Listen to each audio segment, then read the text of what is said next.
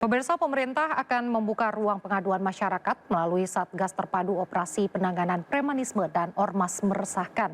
Satgas Premanisme dan Ormas dibentuk untuk mencegah gangguan investasi dan pemalakan. Pemerintah resmi membentuk Satuan Tugas Terpadu Operasi Penanganan Premanisme dan Ormas guna menangani berbagai aktivitas yang mengganggu ketertiban umum dan menghambat iklim investasi. Menteri Dalam Negeri Tito Karnavian menyebut, jika ormas melakukan aksi tindak pidana, maka polisi yang akan langsung menindak. Satgas Premanisme ini dibentuk untuk menegakkan aturan yang sebenarnya sudah ada. Pemerintah berkomitmen tidak akan memberikan toleransi terhadap ormas yang bertindak di luar batas hukum, memaksakan kehendak dengan kekerasan, atau merusak tatanan sosial.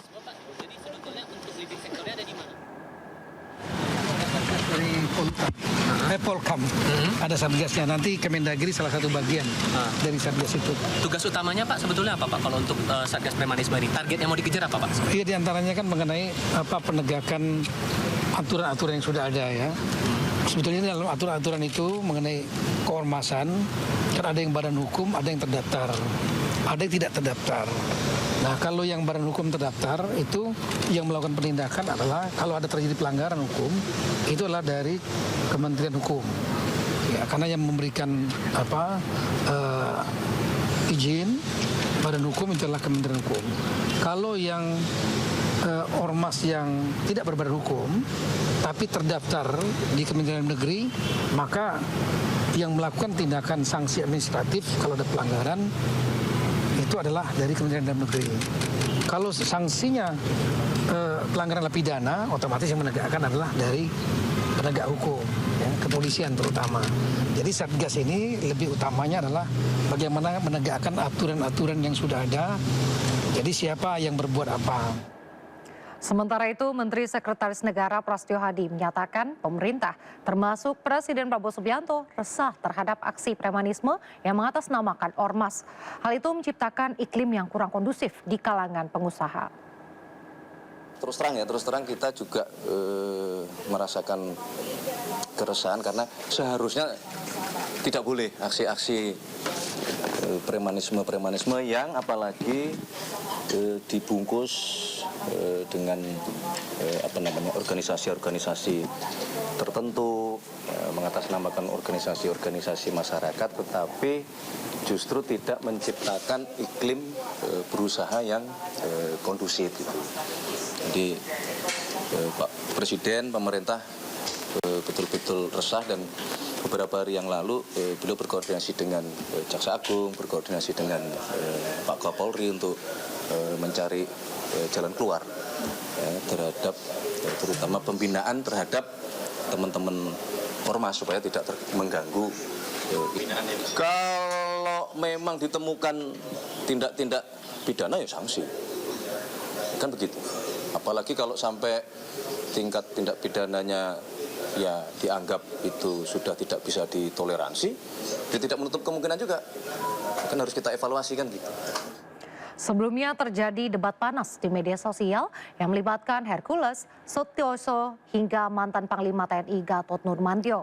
Berawal dari insiden pembakaran mobil polisi di Depok, Jawa Barat oleh anggota Ormas Grip Jaya, yang kemudian memantik perang komentar antara Hercules dan Gubernur Jawa Barat Deddy Mulyadi.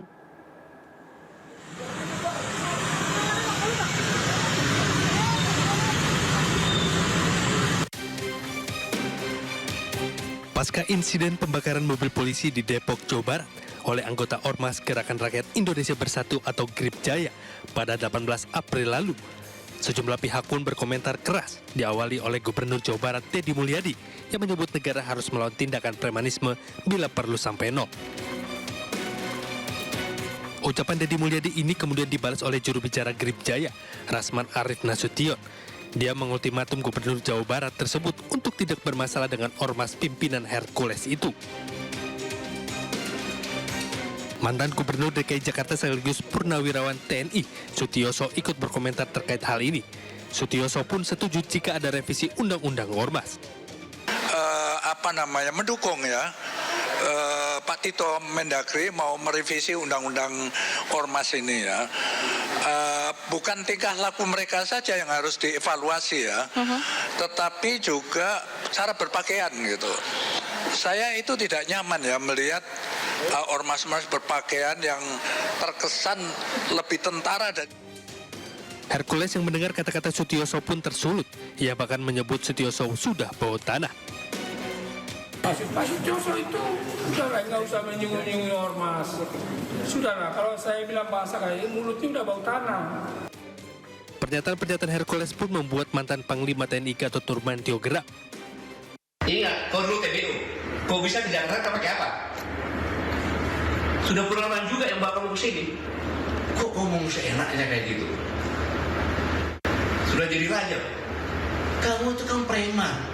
Memakai pakaian ormas. Tak sampai di sini saja. Terbaru Hercules menyampaikan permohonan maaf ke Sutioso namun tetap menantang Gatot Nurmantio. Tapi saya minta maaf itu buat Pak Sutioso. Saya minta maaf kepada Pak Sutioso, minta maaf sebesar-besarnya kepada Pak Sutioso dan kepada anak cucu dan keluarga semua. Karena Pak Sutioso dari Komando Pasukan Khusus Baret Merah.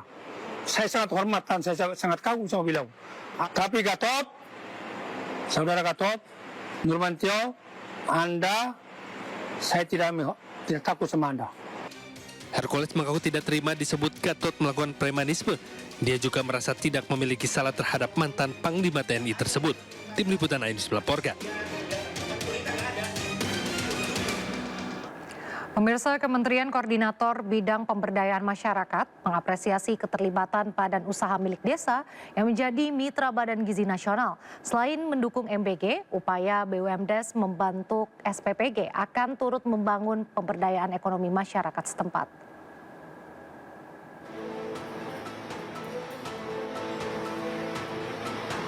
Keberadaan BUMDes yang turut menjadi bagian dengan membangun dapur SPPG dapat meningkatkan pemberdayaan ekonomi.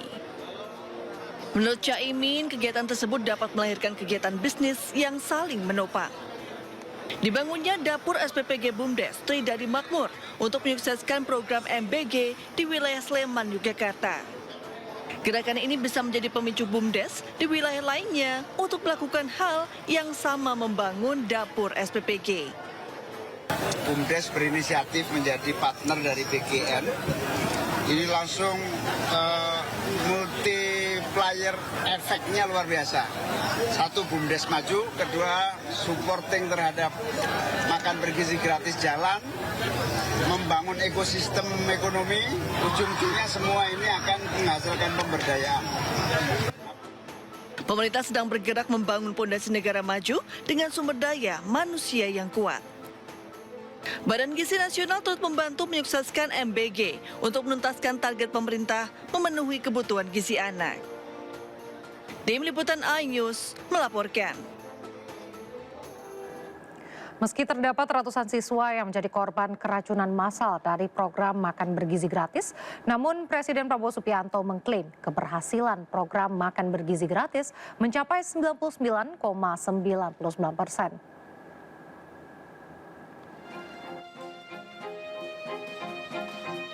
Presiden Prabowo Subianto mengklaim meski terdapat kasus keracunan dalam program makan bergizi gratis, namun Presiden Prabowo menyatakan keberhasilan program makan bergizi gratis mencapai 99,99%.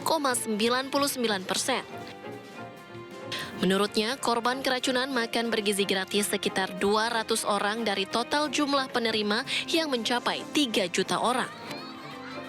Di awal Mei, hari ini memang ada yang keracunan. Yang keracunan sampai hari ini dari 3, sekian juta, kalau tidak salah di bawah 200 orang. Yang nginep, yang rawat nginep hanya 5 orang. Jadi bisa dikatakan yang keracunan atau yang perutnya nggak enak sejumlah 200 orang itu 200 dari 3, sekian juta, kalau tidak salah adalah 0,005. Berarti keberhasilannya adalah 99,99%. Sebelumnya Presiden Prabowo sempat mengajak tokoh filantropi dunia sekaligus pendiri Microsoft Bill Gates melihat langsung pelaksanaan program unggulannya makan bergizi gratis di SDN Jati 03 Pulau Gadung, Jakarta Timur.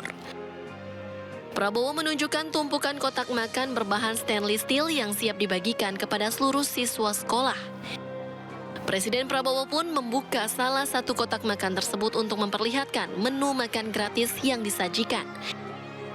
Keduanya kemudian melanjutkan peninjauan ke dalam ruang kelas untuk melihat langsung pembagian makan siang gratis kepada siswa sekolah dasar. Tim Liputan iNews melaporkan.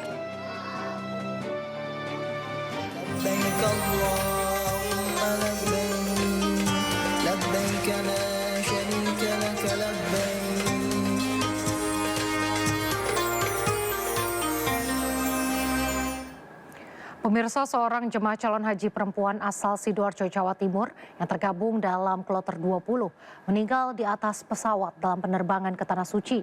Kabar tersebut dibagikan mantan Menteri Pemuda dan Olahraga RI Imam Nahrawi melalui Instagram resminya yang kebetulan satu rombongan dengan almarhumah.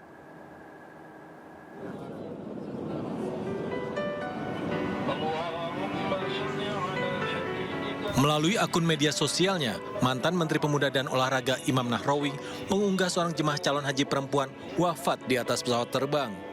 Jemaah bernama Nur Fadilah, 45 tahun, tergabung dalam kloter 20 embarkasi Surabaya, satu rombongan dengan Imam Nahrawi. Almarhumah yang berasal dari Sidoarjo meninggal pukul 7 pagi waktu setempat di atas pesawat Saudi Airlines nomor penerbangan SW5323. Kepala Daker Bandara Abdul Basir menegaskan, pemerintah akan memberikan hak jemaah berupa badal haji dan santunan asuransi. Beliau meninggal disebabkan karena sakit dan telah dikonfirmasi kepada keluarga bahwa memang ada riwayat penyakit tertentu.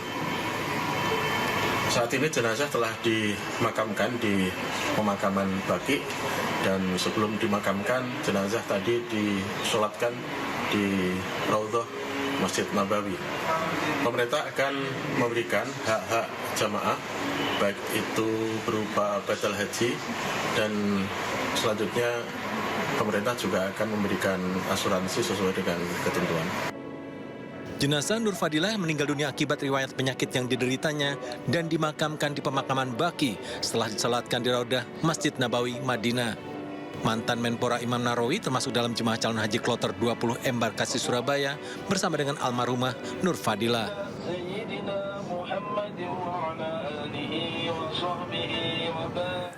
Demi mewujudkan cita-citanya berangkat ke Tanah Suci, seorang lansia berumur 97 tahun warga Bung Cekok, Aceh Besar rela menyisihkan tabungan gaji almarhum sang ayah yang merupakan veteran pejuang kemerdekaan Indonesia.